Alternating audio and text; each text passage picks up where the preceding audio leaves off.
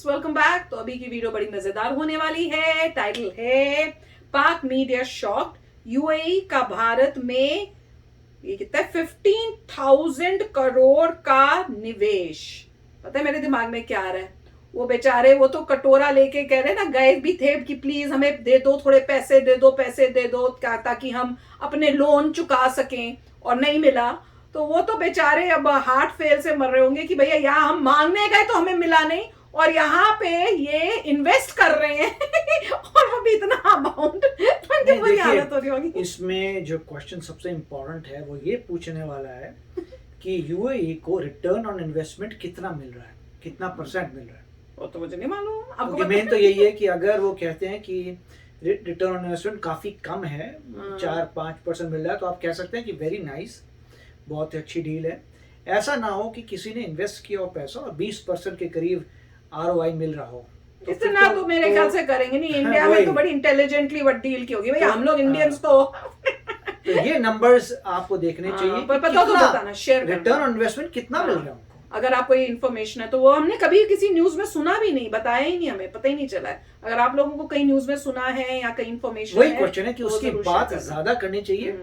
Investment की बड़ी बात नहीं, इंडिया के पास ऑलरेडी बहुत पैसा है। पर क्वेश्चन इंडिया एक पॉइंट मेक करना चाहता था कि बाहर के लोग जो हैं वो भी इन्वेस्ट करने को रेडी हैं उस एरिया में, मगर कितना वापस मिलेगा ये हमें देखना नहीं। पर क्वेश्चन ये है कि अगर वो लीक आउट हो जाए तो बाकी जो दूसरी कंट्रीज हैं उनको भी होगा कि हमारे साथ भी ऐसी ही डील हो। अगर इंडिया ने बहुत अच्छी डील की तो क्यों बताएंगे? जैसे होता है ना, कई बार मैंने तो बड़े सस्ते में खरीदा है और दुकानदार कहता है कि अच्छा मैं तुमको तो सस्ते में दे रहा हूँ, पर किसी और को मत बता देना मैंने तुमको इतने रेट में ये दिया है, बोलते हैं ना। नहीं, मतलब ये कंसर्न की मान लीजिए उनको बहुत जबरदस्त रिटर्न ऑन इन्वेस्टमेंट मिल रहा है तो लोग भी क्वेश्चन उठा सकते हैं कि ये ठीक नहीं है, तो चुप ही रहना। अच्छा तो चलो शुरू करते हैं वीडियो शुरू करने से पहले अगर आप चैनल पर नए हो और आपने अभी तक सब्सक्राइब नहीं किया है तो जल्दी से पहले सब्सक्राइब के बटन और बेल आइकन को क्लिक कर लो, ताकि आपको हमारे सारे न्यू वीडियोस के नोटिफिकेशन मिल जाए जैसे अपलोड करें।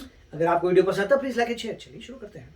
जो यूएई ने कहा है कि हम वहां पर $2 अरब की सरमायाकारी करेंगे ज़राअत के अंदर, ये मुझे नहीं समझ आए बिल्कुल इस वक्त। मुझे ये मैं इसको देखते हैं ना भी क्या आपके यहाँ जो है वो यूएई भी एक इन्वेस्टमेंट कर रहा है, कोई फूड पार्क के लिए बात हुई है, तो मतलब खाना पीना, यानी मेरी पसंदीदा जगह आप लोग बनाने जा रहे हैं। अब एक मुअज़्ज़िज़ जज ने आर्टिकल 6 के तहत कार्रवाई की बात की, जिस पर नून लीग मुतहरक हो गई और राना सनाउल्लाह ने इस पर काम शुरू करने की बात भी कर दी। कि क्या चीज बनने जा रही? $2 बिलियन की सुना के इन्वेस्टमेंट है। जयशंकर जो उनके वजीर खारजा, जो जिनकी मैं बड़ी तारीफ करता हूँ। Integrated chain of food parks बनेगी, जिसमें क्या होगा, फूड बनाने को लेके ये सब पीछे इस पे फार्मर्स इंटीग्रेटेड होंगे, एक कंप्लीट इकोसिस्टम बनाया जाएगा।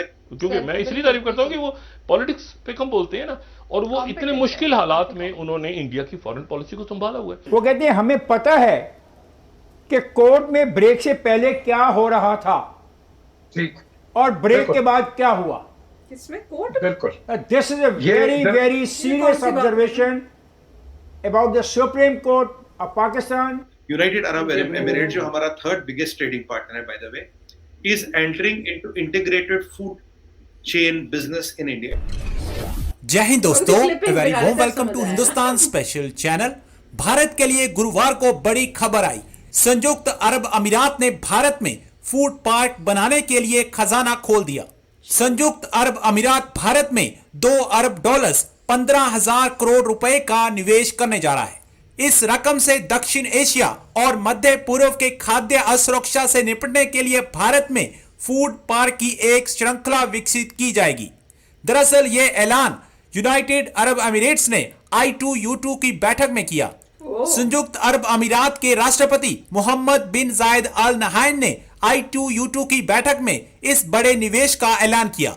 भारत में यूएई इंटीग्रेट फूड पार्क की सीरीज डेवलप करने के लिए यह निवेश करने जा रहा है। गौरतलब है कि संयुक्त राष्ट्र एजेंसियों ने इसी महीने ये चेतावनी दी थी कि यूक्रेन में युद्ध और जलवायु परिवर्तन में भूखमरी और पलायन अभूतपूर्व स्तर पर पहुंच सकता है। इसी के लिए यूएई भारत में यह निवेश करने जा रहा है। लेकिन I2U2 में जो यूएई ने कहा है कि हम वहां पर $2 अरब की सरमायाकारी करेंगे ज़राअत के अंदर।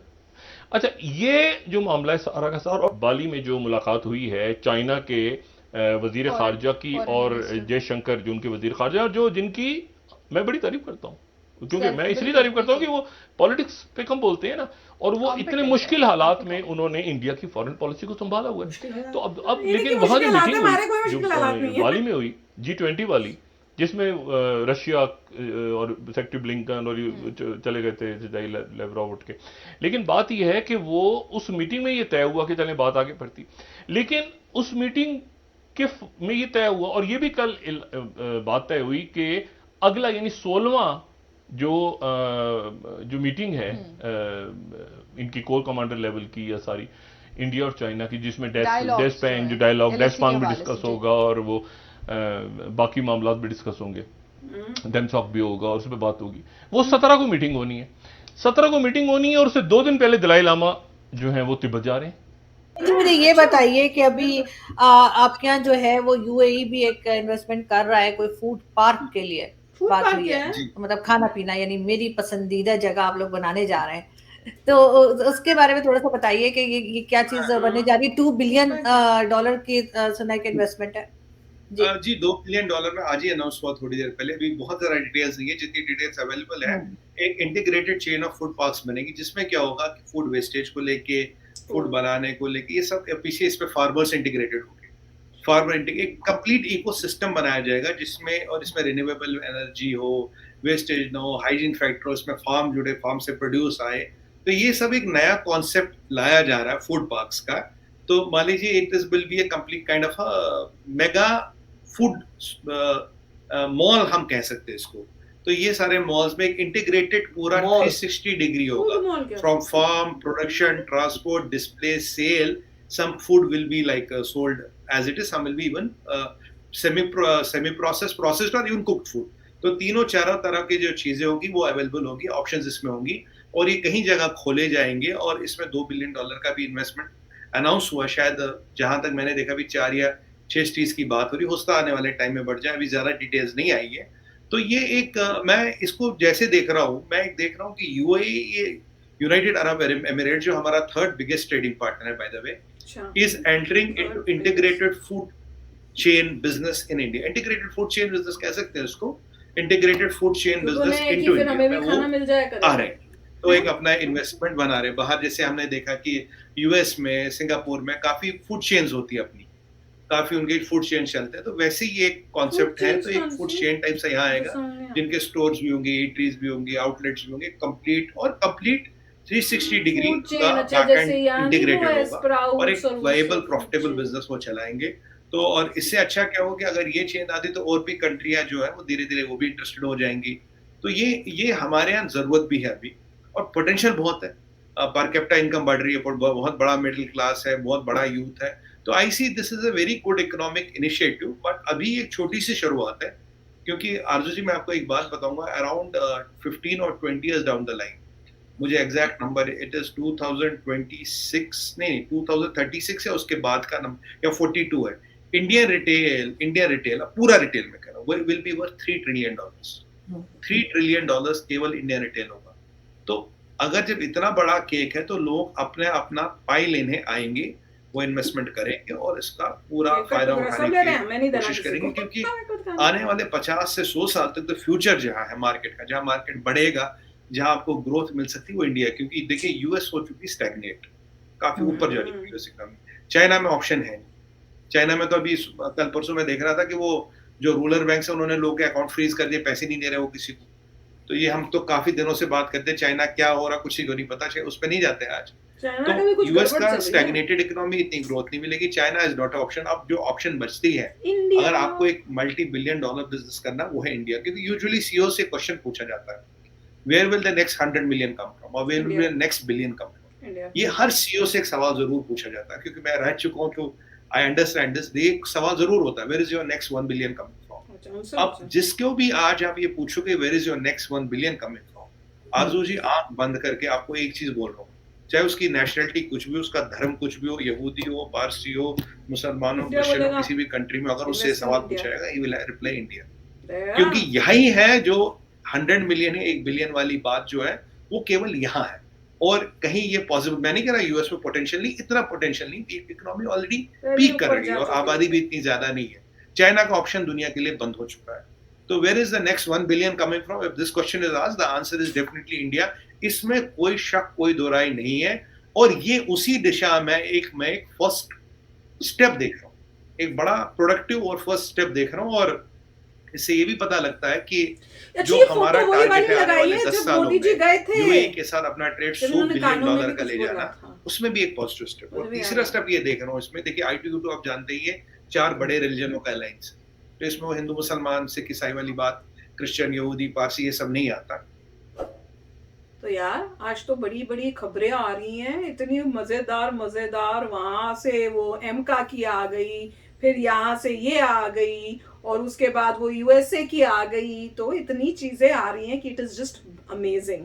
पर सुन के बहुत अच्छा लग रहा है कि अब इंडिया जो है वो सारे वर्ल्ड की नजर अब इंडिया पे है कि this is the best place जहां पे इन्वेस्ट करना चाहिए और जहां पे उनको भी बड़ा प्रॉफिट होगा। अब क्वेश्चन ये है कि इंडिया को ये सिचुएशन को बहुत इंटेलिजेंटली हैंडल करना चाहिए, इसका बेस्ट जो है ना, कहते हैं सबसे ज्यादा कैसे प्रॉफिट मिलना चाहिए उस टाइप से हैंडल करना चाहिए, और आज की जो गवर्नमेंट है वो ये कर सकती है। तो अगर ये गवर्नमेंट ठीक तरह से चलती रही, हर इलेक्शन में जीतती रही, तो India can reach new Heights में तो कहूंगी। तो let's hope for the best, क्योंकि सारे वर्ल्ड में अभी वही कह रहे हैं ना, जैसे यूएसए तो आगे ही पहली इतना ऊपर जा चुका है कि अब उसके ऊपर क्या जाएगा, और चाइना का तो ऑप्शन है ही नहीं, नोबडी ट्रस्ट्स चाइना, तो वो तो है ही। तो देखिए नहीं, पॉइंट ये है को ही यूएस में तो इन्वेस्ट नहीं करेगा, क्योंकि यूएस के पास ऑलरेडी टेक्नोलॉजी है, तो आप क्या इन्वेस्ट करके क्या न्यू चीज लेके आओगे जो यूएस में नहीं है। ये फ्रैंक बात कर रहा हूँ मैं कि अगर कोई सोचता है कि एक कंपैरिजन देखते हैं तो जो है यूएस काफ़ी रिच कंट्री है, और उस रिच कंट्री जो ऑलरेडी पीक पे इकोनॉमी चल रही है, जहाँ से टेक्नोलॉजी है, वहाँ पे कौन बंदा कह के आ सकता है मैं तुम्हें कुछ नया देता हूँ, सब कुछ ऑलरेडी यहाँ पे है। तो मगर उनको डेफिनेटली वो एरियाज चाहिए जहाँ पे ये टेक्नोलॉजी नहीं है, राइट। पहली बात तो ये आ गया कि कौन सी कंट्रीज हैं जिनमें टेक्नोलॉजी नहीं है और जहाँ लोगों को टेक्नोलॉजी से बेनिफिट हो सकता है, जहाँ लोगों में इतनी पावर है उसको इम्प्लीमेंट करने की, चलाने की, वो इंडिया है। मतलब अगर इंडिया में इंटीग्रेटेड फूड चेन नहीं है, जो मुझे लग रहा है वो ये कह रहे हैं कि आप फार्मर्स लीजिए, फार्मर्स को एम्पावर करिए कि वो बना रहे हैं, फिर अपने ही प्रोडक्ट्स बना रहे हैं, प्रोडक्ट्स आपके मॉल्स में जा रहे हैं, मॉल्स में आपकी बिक्री हो रही है, वहाँ से वेस्ट प्रोसेस कर रहे हैं। तो मतलब जैसे आप यहाँ पे देखते हैं कि जितनी भी चीज़ें बिक रही हैं, फार्मर्स बहुत चीज़ें खुद ही मैनेज कर रहे हैं। आपके रिटेल, इस फार्मर का ये है, इस फार्मर का वो है, ऐसा ही मुझे लग रहा है कि ऐसा कुछ है कि अगर ये बात कर रहे हैं फूड पार्क की और मॉल की बात कुछ कर रहे थे, तो मॉल में बड़े बड़े जो फूड कोर्ट हैं वहाँ पे कुछ ऐसा प्रोसेस कर रहे हैं जहाँ पे ज़्यादा एफिशिएंट हो। इन दी एंड पॉइंट ये है कि उनको एक अपॉर्चुनिटी मिली है कि वो इन्वेस्ट करेंगे इंडिया की, थैंकफुली अच्छी बात है, इन्वेस्ट करेंगे तो स्किल तो इंडियंस को ही मिलेगी, मतलब जो भी काम करेगा इंडियन काम करेगा, इंडिया में इंफ्रास्ट्रक्चर बनेगा, सब कुछ आपको फर्क पड़ेगा, उसके जो प्रॉफिट होगा ओके, वो लोग प्रॉफिट का पार्ट ले जाएंगे जितना भी उनका बनता था, ये पता करना है कितना उनको मिलेगा। मगर इन्वेस्टमेंट अच्छी बात है। उसके बाद जो है आप देखेंगे कुछ सालों बाद यह बोलेगा हमारे पास टेक्नोलॉजी हमें चाहिए नहीं। इसी तरीके से तो चाइना भी आगे बढ़ा था, टेक्नोलॉजी दे दे के अल्टीमेटली ले के उसने बोला बैंक को सब आगे, मुझे किसी और की जरूरत नहीं चाहिए। तो वही हो गया, इंडिया अल्टीमेटली कहेगा आगे एनफ, हमारे पास सब कुछ है, हमें नहीं चाहिए, थैंक यू। तो मगर ये एक स्टेप है जो आपको लेना पड़ रहा है आगे बढ़ने के लिए, तो वेरी नाइस। और देखा जाए तो मतलब जितने भी देश हैं यूएई वगैरह साइज में छोटे हैं मगर पैसा बहुत ज़्यादा है, तो वो देख रहे हैं कि कहाँ अपॉर्चुनिटी है और इंडिया में। बट इवेंचुअली अगर आप आगे जाते हैं 2050 के करीब, तो मतलब इंडिया इन सबको, मतलब इंडिया के मुकाबले बहुत छोटे रह जाएंगे। तो ठीक है, एक स्टेप है आगे बढ़ने के लिए। तो वेरी नाइस वीडियो, यस, मजा आ गया। तो चलो चलते हैं, मिलेंगे नेक्स्ट वीडियो में बहुत ही जल्द। Till then take care and bye bye. तो अगर आप मेरे इस चैनल पे नए हो तो जल्दी से सब्सक्राइब के बटन को हिट करो और बेल आइकन को क्लिक करो, ताकि आपको मेरा जब नया वीडियो मैं लगाऊं आपको उसके बारे में जल्दी से पता चल जाए।